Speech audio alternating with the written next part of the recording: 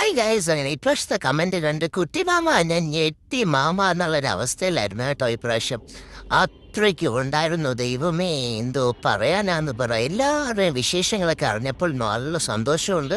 2-3 പേർക്ക് എന്തോ വയ്യായികയൊക്കെ ഉണ്ടായിരുന്നു. പിന്നെ ഞാൻ അവരെ സപ്പോർട്ട് ചെയ്തൊക്കെ വിട്ടിട്ടുണ്ട്, പിന്നെ സന്തോഷമായിട്ടിരിക്കാനൊക്കെ പറഞ്ഞിട്ടുണ്ട്. അപ്പോൾ എല്ലാവരും സന്തോഷമായിട്ടിരിക്കുക കേട്ടോ. നമ്മളതിനെ വിഷമിക്കുന്നത്, നമ്മളൊരു കാര്യത്തിനും വിഷമിക്കരുതെന്നേ എന്നൊക്കെ ഇങ്ങനെ പറയാൻ കൊള്ളാമല്ലേ. 2-3 തരയിലും ചിന്തിച്ചിട്ടുണ്ടായ വേറെ പണിയൊന്നും ഇല്ലെന്ന്. വേറെ പണിയും ഉണ്ട്, വേറെ പണികളുണ്ട്. എന്നാലും ഇടയ്ക്ക് എന്തെങ്കിലുമൊക്കെ നിങ്ങളോട് ഇങ്ങനെ വിശേഷം പറയണ്ടേ. അങ്ങനെ എടുത്തപ്പോഴാണ് അടുത്ത ഞെട്ടലുമായിട്ട് എൻ്റെ ഒരു സ്റ്റുഡൻറ്റ് തന്നെ വന്നത്. എൻ്റെ ഒരു സ്റ്റുഡൻറ്റ് വന്നിട്ട് എൻ്റെ അടുത്ത് പറഞ്ഞു, മാം എനിക്കിത് എൻ്റെ ഒരു ഫ്രണ്ടിന് ഗിഫ്റ്റ് കൊടുക്കാനാണ്, ഇതൊന്ന് പ്രിസർവ് ചെയ്ത് തരുമോന്ന്. അപ്പോഴും വീണ്ടും കുട്ടി മാമ ഞാൻ ഞെട്ടി മാമ. ദൈവമേ, അതെന്തോ ഒരു അവസ്ഥ.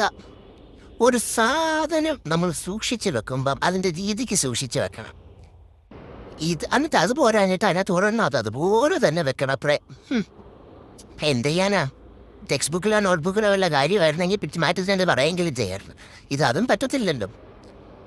അങ്ങനെ ഒരുവിധം ഞാനത് മേടിച്ച് ഈ അവസ്ഥയിലൊക്കെ ആക്കിയിട്ടുണ്ട്. ഇപ്പോൾ തൽക്കാലം എന്തായാലും ഒരെണ്ണം കണ്ടാൽ മതി. എല്ലാം കൂടെ ഒരു വീഡിയോയ്ക്കകത്ത് നിങ്ങൾ കാണാനുള്ള ക്ഷമയുണ്ടോ? അതെ, ക്ഷമ ഇല്ലല്ലോ. അപ്പോൾ അടുത്ത വീഡിയോയിൽ കാണിക്കാം. ഒരുവിധം ഞാനൊരു സെറ്റാക്കി വെച്ചിട്ടുണ്ട്. എന്തായാലും പുള്ളിക്കാരിക്ക് ഇഷ്ടപ്പെട്ടിട്ടുണ്ട് കേട്ടോ. അപ്പോൾ അടുത്ത വീഡിയോയിൽ അടുത്തത് ഞാൻ എങ്ങനെയാണ് സെറ്റ് ചെയ്തതെന്ന് കാണിക്കാവേ. അപ്പോൾ ബൈ.